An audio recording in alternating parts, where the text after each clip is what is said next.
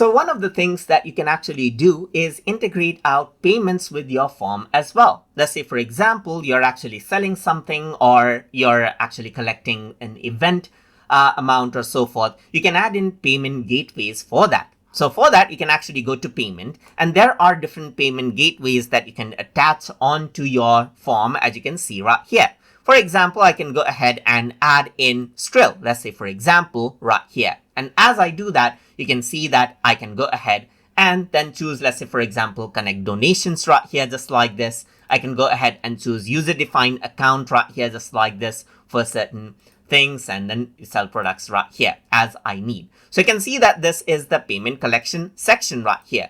So there's different sections like this, Play Safe, there's let's say Blue Snap, as you can see, different payment gateways that you can use. But let me just go around over here onto Skrill, let's say, for example, and then I can go ahead and sell products, so I can link it out with the products that I have in the product list. Or I can go ahead and set it to collect donations, let's say, for example. So I can go ahead and change it out.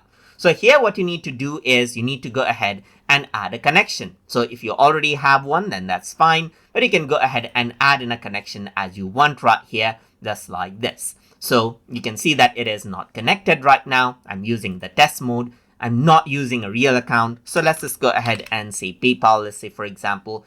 And you can go ahead and connect it to an actual account from over here. So you can see that this is what you have right here. You can go ahead and connect it from here.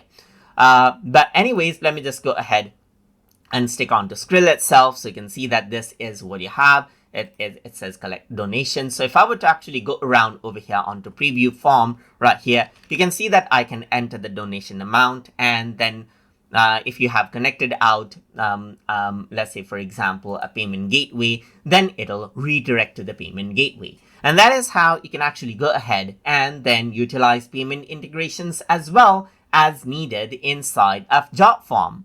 So I hope you guys learned something as always. And as always, please like, comment, share, and subscribe.